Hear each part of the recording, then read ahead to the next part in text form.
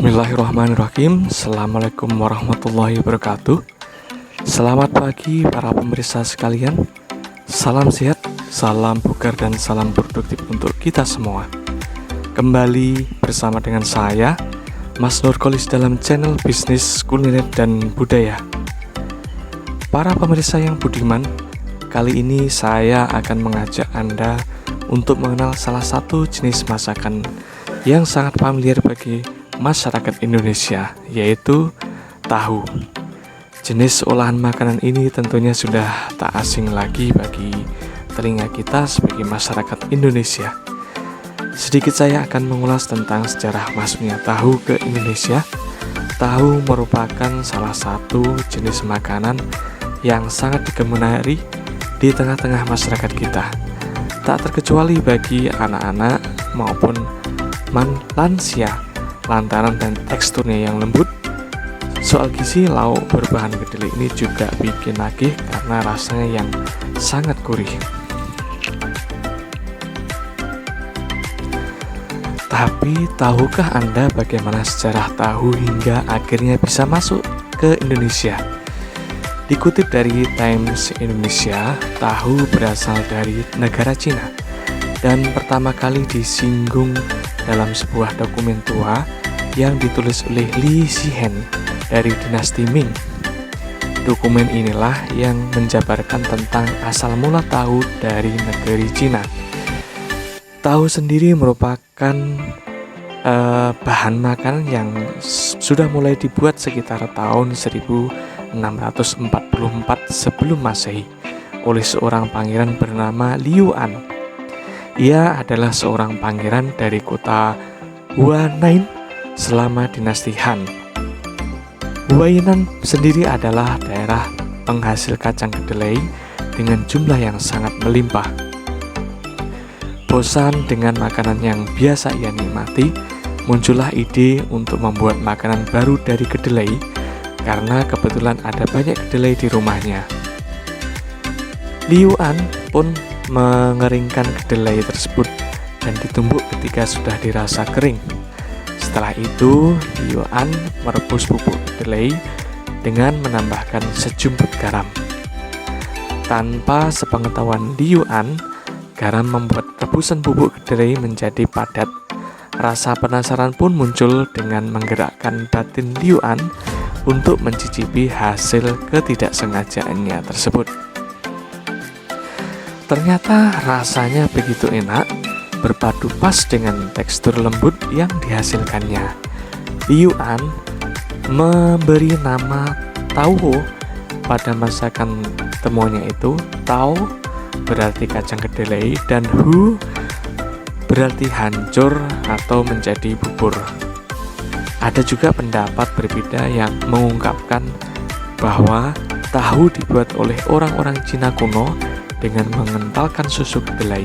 Teknik mengentalkan susu sendiri sebagai teknik yang ditiru dari teknik menyimpan susu orang India dan Mongol dengan mengentalkan susu.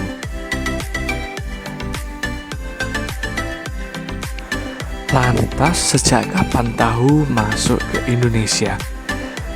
Suryantini and Geni dalam bukunya Dapur Naga di Indonesia mengungkapkan bahwa teknologi pembuatan tahu menyebar secara cepat ke seluruh Asia Timur Raya sebelum masuk ke Nusantara. Diperkirakan tahu masuk ke Indonesia bersamaan dengan datangnya tentara Kublai Khan ke Kerajaan Kediri pada tahun 1292.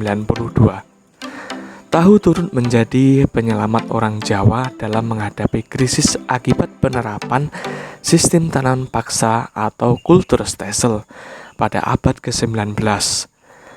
Pada masa itu hasil bumi dikuras habis-habisan demi menguntungkan pihak kolonial, sehingga masyarakat pribumi kesulitan mencari bahan pangan. Nah, sejak itulah tahu menjadi salah satu bahan pangan bergizi bagi masyarakat pribumi yang ada di Indonesia.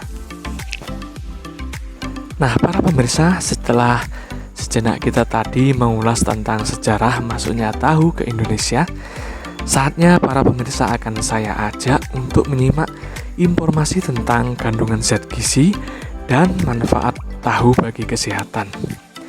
Berikut ini adalah jumlah kandungan zat gizi dari 100 gram tahu berdasarkan data dan komposisi bahan pangan. Kandungan gizi dalam 100 gram tahu antara lain adalah sebagai berikut: air 82,2 gram, energi 80 kalori, protein 10,9 gram, lemak 4,7 gram, karbohidrat 0,8 gram, serat 0,1 gram, kalsium 223 mg, fosfor 183 mg, besi 3,4 mg, natrium 2 mg, kalium 50,6 mg, tembaga 0,19 mg, zinc 0,8 mg, beta karotin 118 mikrogram, tiamin 0,01 mg, riboflavin 0,08 mg, niacin 0,1 mg. Adapun nutrisi tahu bisa kita jabarkan sebagai berikut. Tahu merupakan makanan yang terbuat dari susu kedelai kental dengan nigari. Nigari sendiri adalah hasil sisaan garam yang diekstraksi dari air laut.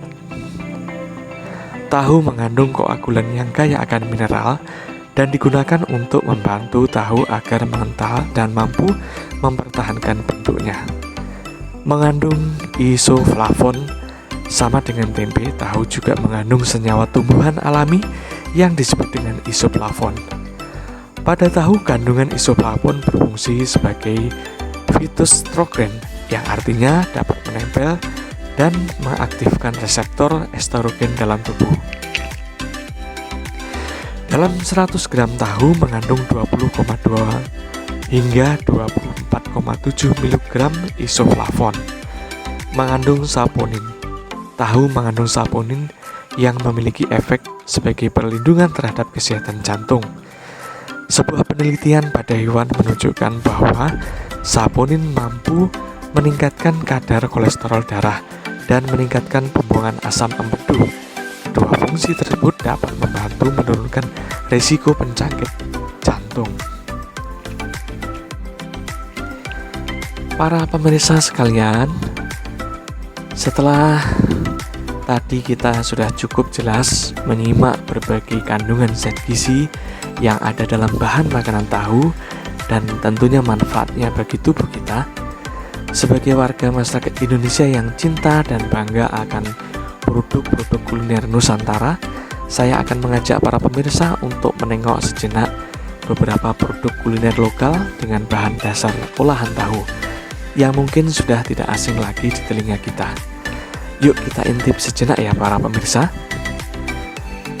Yang pertama adalah tahu gejrot khas Cirebon yang menjadi favorit banyak orang. Bumbu cabai yang dicampur bawang merah dan bawang putih membuat rasanya begitu sedap. Yang kedua adalah tahu telur atau tahu tek khas Jawa Timur. Dibuat dari campuran bumbu petis terdiri dari kentang, lontong, tahu, dan telur serta kerupuk. Yang ketiga adalah tahu campur khas Jawa Timur. Terdiri dari tahu, daging sapi, perkedel, singkong, dan kerupuk udang, menyerupai sup tapi ada campuran sambal, petis, dan bawang goreng.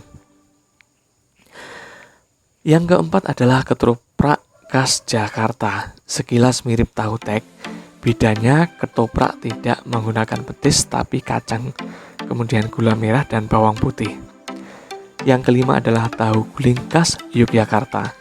Biasanya disajikan dengan lontong, ada tahu, ada tempe, tauge, daun kol, seledri, dan kerupuk. Yang keenam adalah tahu gimbal khas Semarang. Terdiri dari tahu, lontong, telur, dan udang tepung goreng. Bumbunya dari kacang dan petis udang. Yang ketujuh adalah kupat tahu, tersebar di berbagai wilayah seperti Singaparna, Surakarta, dan Magelang. Ada tahu irisan kol, bakwan, mie, dan tauge. Yang kedelapan, sesuai dengan namanya adalah tahu isi berisi tauge, wortel, dan bihun. Disajikan bersama cabai atau petis. Yang kesembilan adalah tahu acar dari Solo. Ini rasanya asam, ada tahu irisan kol, acar, tomat, dan taburan kacang tanah, lalu disiram kuah campuran tomat serta gula Jawa. Kemudian yang ke-10 adalah lontong balap khas Surabaya. Terdiri atas tahu, kemudian lontong, kemudian beberapa bumbu pecel dan berbagai sayuran, sehingga membuat rasanya menjadi sangat khas seperti selera Jawa Timuran.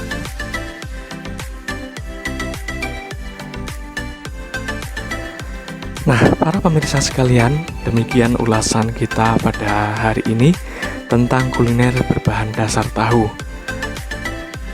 Tahu merupakan salah satu jenis makanan yang kaya dan tinggi akan protein dan beberapa zat gizi yang lainnya. Tentunya dengan dikombinasi dengan berbagai jenis makanan yang berbeda-beda, teknik olahan yang berbeda-beda di masing-masing daerah, ini akan menghasilkan yang pertama adalah cita rasa yang berbeda. Kemudian yang kedua adalah tentunya komposisi zat gizinya juga akan bertambah sesuai dengan jenis makanan tambahan atau bahan-bahan yang menyertai kuliner khas daripada olahan bahan makanan dengan menggunakan tahu tersebut. Sehingga kita bisa melihat betapa kayanya warisan budaya, warisan Nusantara, salah satunya adalah dalam bidang kuliner. Dan tentunya ini merupakan sesuatu yang membuat kita menjadi sangat takjub. Sampai berjumpa lagi pada edisi konten berikutnya. Salam sehat dan tentunya doa terbaik buat Anda sekalian. Tetap produktif, tetap inovatif, tetap berkarya dan memberikan yang terbaik bagi bangsa, masyarakat, dan negara Indonesia. Terima kasih. Wassalamualaikum warahmatullahi wabarakatuh.